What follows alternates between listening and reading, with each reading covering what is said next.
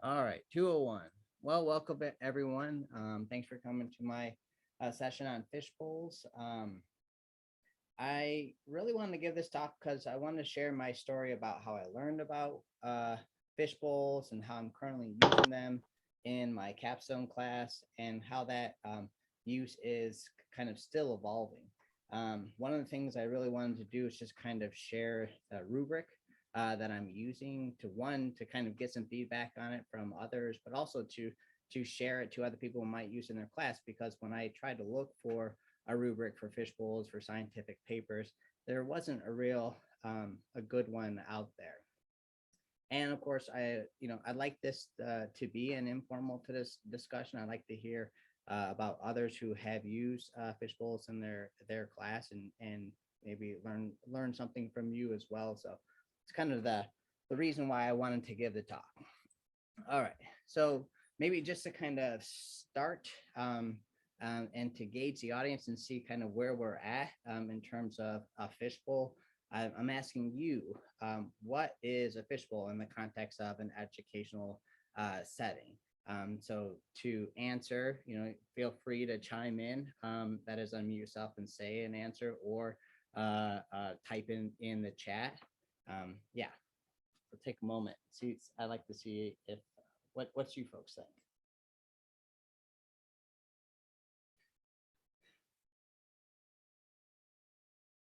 So Kristen says inner and outer circle based on discussion. Yes. Any other additions to what Kristen said? Yeah, that was for Mary. That's one of the most interesting things for me was a discussion without much contribution from the professor itself. And yeah, with the inner and outer fishbowl, there's some students watching and other people actually talking. So yeah, so we're all on the same page. So has anybody actually used a fishbowl in their class before? Any guesses out there? Yeah, you could just do that. Yes, I have. Yep. Oh, okay. Yeah, really like to hear what your thoughts on what I've done so far and ways to improve for sure, Mary. And same to Matt. Okay, so um, what I have here is that it's designed for small classrooms where in my mind, 3 or 4 students are typically talking about some type of reading assignment. There are other students listening, and the big thing, right, is that professors don't contribute to the discussion itself. Although I find myself, so after the formal discussion is ended, so where the students in the fishbowl have given have had their time in the fishbowl, and students outside of the fishbowl have had time to contribute as well, then I might chime in if there's still some kind of sticking points. I first learned about fishbowls through AQ when I took it a couple years ago, and immediately when I read it or learned or heard about it, I thought, wow, that's like a really great tool, because it lets me assess, kind of these small segments of the class to really truly understand, at least get a better understanding of how well they get whatever we're talking about in class. And with class discussions, and just in my own general experiences in the past for a class, say with 10 or 20 different students in it, if you have a class discussion, I always felt like there's a few dominant speakers in that type of larger discussion, and some of those students just kind of fall through the cracks, and I don't really get a good opportunity to understand what they know about the topic. So naturally, I love this idea of fishbowls. Um, and one of the things that AQ shared was this kind of outline for how to plan an effective discussion. And I'm going to just kind of walk through some of this stuff and kind of talk about my own experiences with fishbowls over the last 2 years in my capstone class. So first thing that I'm pointing out here is to ensure students prepare for class. So you require the students apply some content from the reading. And for me, that's just read the scientific paper before class. And of course, the most interesting thing about a fishbowl is that the fish are chosen randomly, and you don't tell the students who's going to be in the fishbowl before they get to class. And that is an obvious incentive for them to actually read the paper and prepare for the discussion. And maybe at this point, I'm going to share a Google Drive link with you. Just need to be able to copy and paste it here.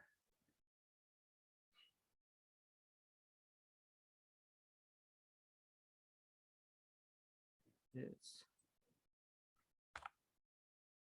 so I'll put that in the chat. And that's a folder of just some shared content that I'm going to kind of talk about today. Obviously, feel free to use it however you see fit. And one of the things, let's see here. There we go. So can you see my PowerPoint slides again? Yes? Okay. So one of the things that questions I had immediately was, well, how do you actually randomly pick students? And there's kind of two ways of doing it. I did it using a programming language. Probably the easiest way to do it is in Excel. And that's one of the reasons I'm sharing this set of this folder with you. Let's see. Can you see my folder system right now, or is it still on the present? Okay, you can. Good. So I just have some generic students A through H here, and I'm using a function random in Excel.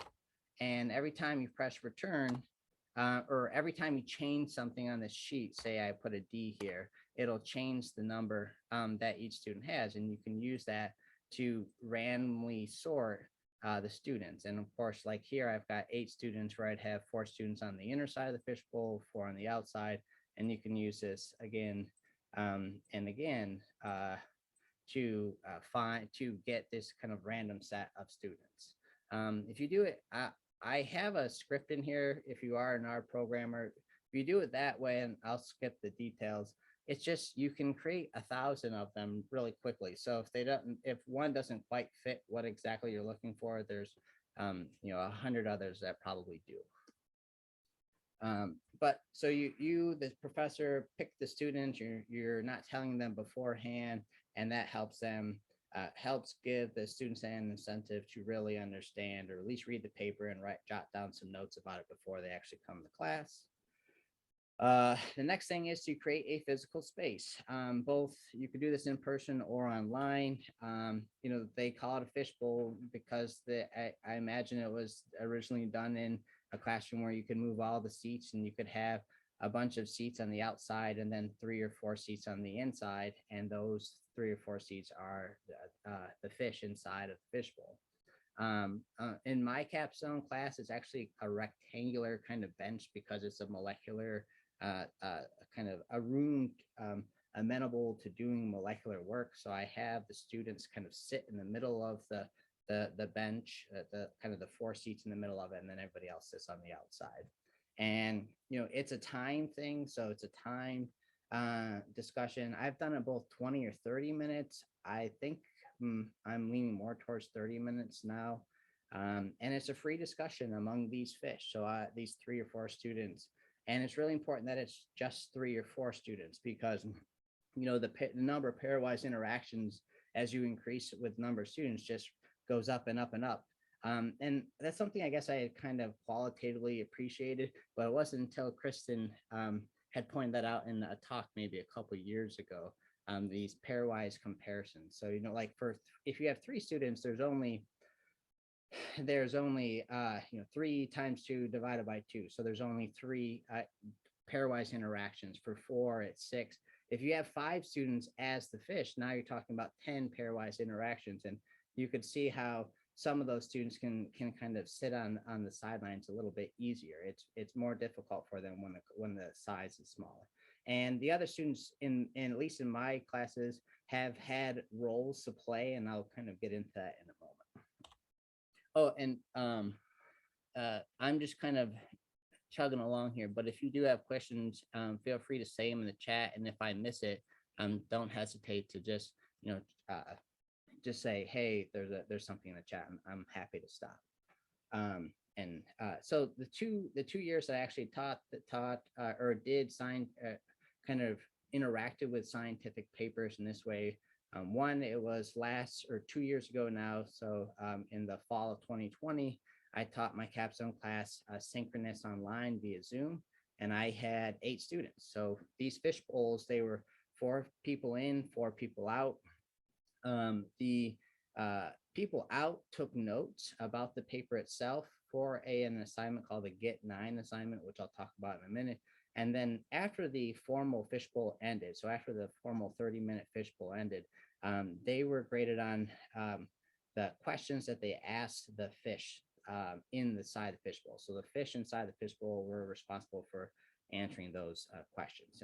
And that kind of Q&A between the inner and outer fishbowl lasted another 30 minutes. And we went through 8 papers there. In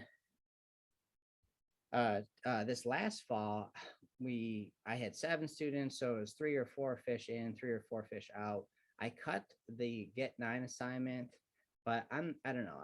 I might bring it back in. And I also cut down the time that the fishbowl happened, because I felt like sometimes there's just kind of this dead space at the end of the discussions in 2020. And I thought maybe I'd cut it down a little bit, but I think I regret that decision now. But at any rate, we had 7 discussions, 4 people, each student had 4 inner discussions, and each student had 4 kind of outer experiences. And that kind of and that was kind of difficult for me to line up everybody such that they had that, and it was in a pseudo random manner. And I'll talk about that in a minute. Big thing was, well, how do I grade these things? And so of course I put together rubric. That was something, when I finish the AQ module on fishbowls or planning effective class discussions, I wish I would have had a base to start with through them. But I didn't. So naturally I just went online and started searching fishbowl rubrics, and I came up with a few, but they were really generic, and they weren't really, set up for scientific papers. So I found one, I slightly modified it for the fall 2020, and there's kind of these 5 sections in the rubric itself, where you're looking at the student's ability to generate questions about the paper, to actually participate in the discussion, to draw from the text to provide evidence, and to kind of bolster their discussion from the text itself. There's a discussion etiquette, which is pretty easy points. As long as you're polite and you're not interrupting and giving people time to speak, then that's pretty straightforward. And then there's a self-reflection component to it. So that was worth 15 points. In 2020, the outer fishbowl also had a rubric where they, in that 30 minutes after the fishbowl was done, they were asking questions and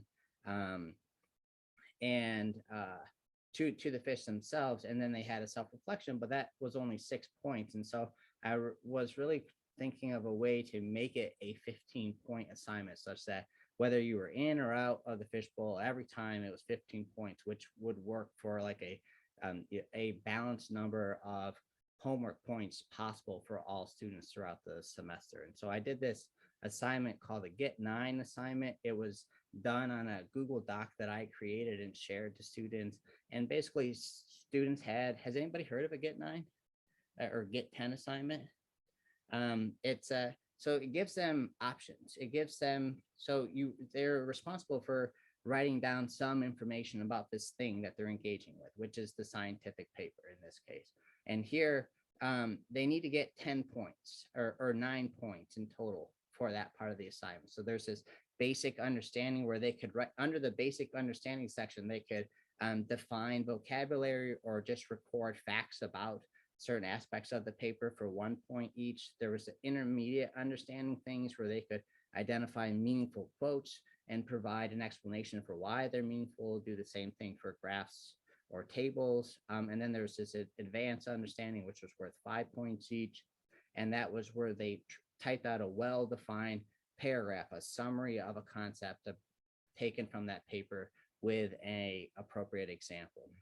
In some way, they had to get to 9 points. And so you could do 1 basic, 1 intermediate, and 1 advanced understanding that gets you 9, or you could do 3 intermediates or 2 intermediates and 3 basics, or however you want to cut it. So it gives them a little bit of flexibility. But that way, what's nice about that, and maybe I'll share this link. It's already in the folder. But what's nice about that is that as the semester goes on, you get this really nice detailed set of notes about every single paper you talked about, which they can use as a resource. Because part of the capstone experience here in the bio department is, of course, they're writing they're writing a large term paper or a large paper on some research topic. And yeah, so just it's a resource for them. And it's also just a good tool, for those students that aren't in the fishbowl to engage in that material in a different way. So a balance point design. In 2021, I modified that rubric based on just that experience, and like a few things that I did. And these rubrics, I'm not going through them in detailed way. You have access to them, of course. But one thing I did is cut out specific numbers. That first rubric had like three open-ended questions, and of course students can count, and so once they would get to 3, they were done asking questions for the day, and it just kind of made the discussions kind of peter out, and so I wanted to make it more generic. And the other thing is, I felt like the first rubric didn't do a good job getting students to interact with each other's comments and try to build to a more thoughtful group discussion.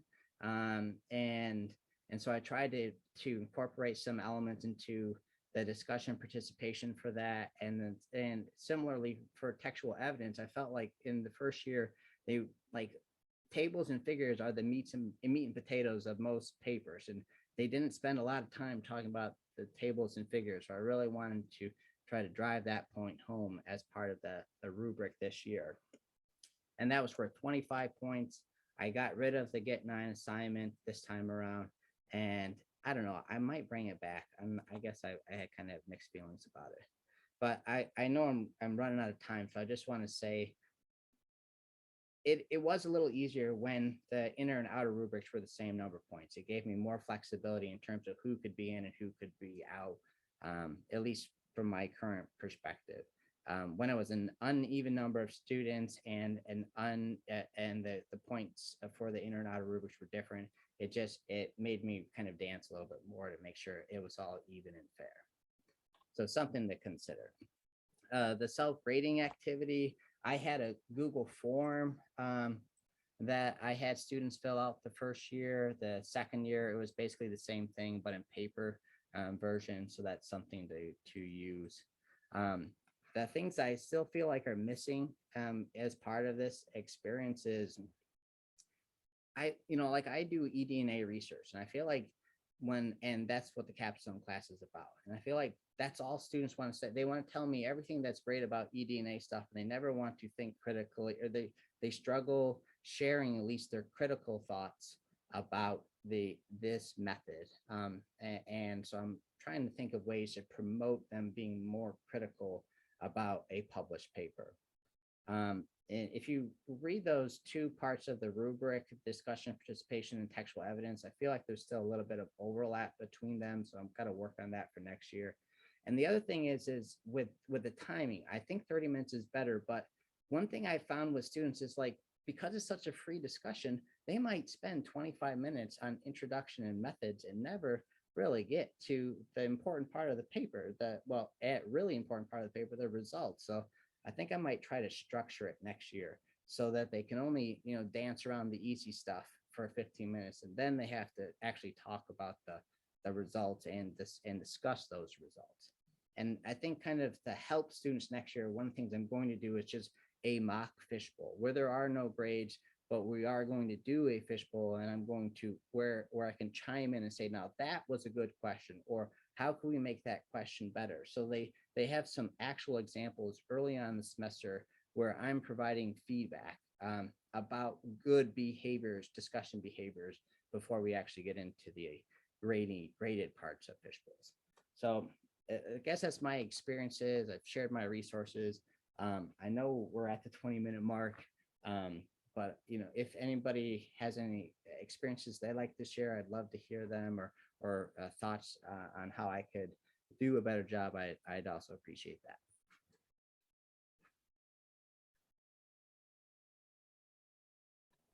I have a couple of questions, Nick, if I could ask. Yeah, sure. Go ahead, Julia. Sorry, Kristen, I cut you off, I think. All right, so I guess a couple of questions are, One is, are you sitting in the bowl during this whole thing to see what the students are doing? And the second question is, what is the advantage of doing it as a fishbowl with inner and outer circle rather than, let's say, just doing two bowls where all the students are actively engaged in the discussion, and then maybe they could interact with between the bowls, I guess. Oh, go ahead. Yep. Yeah, well, I have a third question of, this unguided discussion kind of scares me, I guess. Like, I don't know if this, is there a way to guide it? And I guess you were talking a little bit about that, to move them toward the figures and everything. Yeah, if you can comment on that. Yeah, so you're going to use if you do this in your capstone class or not, I guess to answer it, I'm not in the fishbowl. I'm on the outside of the fishbowl, and there's only the students on the inside of the fishbowl. Having two different fishbowls, I mean, there's nothing wrong with that. It's just, I would find that difficult for me to pay attention to both discussions at the same time, so that I could grade, if you think about that in a rubric, so that I could grade both of them well, that would be too hard for me, I think. And then the third one, can you remind me about the third one? The guided discussion versus completely free. Well, that's the thing. It's like, if you're not in there, I find like when I chime in, everybody just gets quiet, and there's no, they don't add to my discussion. Like, well, you're the pro, that's the way it's got to be. And by not talking and not contributing and kind of making them sweat, and they do that sometimes. They'll sit there for 3 or 4 minutes, and they're not really sure where to go and what to say. And that's where the interesting stuff actually comes out, because someone will kind of blurt out like they don't understand something, and then they have to talk about that with each other. And so not contributing is a really important part of it, at least, not until the very end, not until the 1 hour chunk is up, and they're not being graded anymore. If they've gotten that far and they still haven't solved the problem, it doesn't hurt to add that to the discussion. Kristen, one of the things that I do that might answer that last concern is I have to say, you are way further along, Nick, than I am on this, using this technique. I'm much more of a control freak, but what I did is the students would know ahead of time who was in the fishbowl, and I provided just broad framework questions because I wanted them to cover certain things. And I guess I didn't have that trust that they would get there, left to their own devices. So they were broad questions that could really go a lot of places, and they tended to, but at least it gave them kind of a lifeboat, I guess. When there was a silence, someone would go to the next prompt that I had provided. And I mean, I gave them all the material, and I'd maybe give, 3 or 4 broad questions. So there wasn't a lot, but it gave them some structure. And I found that was helpful. My biggest problem is the physical space. My classroom has bolted down to, horseshoe shape tables and chairs. So I ended up just having the students stay in their seats because there's nowhere to go in my classroom. I did it with 2 established groups. I had a class of 12, and I just divided the class into 2 groups, group 1 and group 2. And I just had them, on any given fishbowl day, either group 1 or group 2 was on the hot seat, so to speak. But it still worked. I was still amazed how well it worked. And I would just sit back, and every once in a while I might prod a little bit one way or the other. But if I felt like they were kind of floundering, or if they were losing the rest of the class, that would be my concern too. I didn't want them to lose the other half of the class that wasn't in the fishbowl. Alternatively, when I did it online, when I'd have my synchronous class, because it was new teaching on Zoom, and I just had the fishbowl come. to class.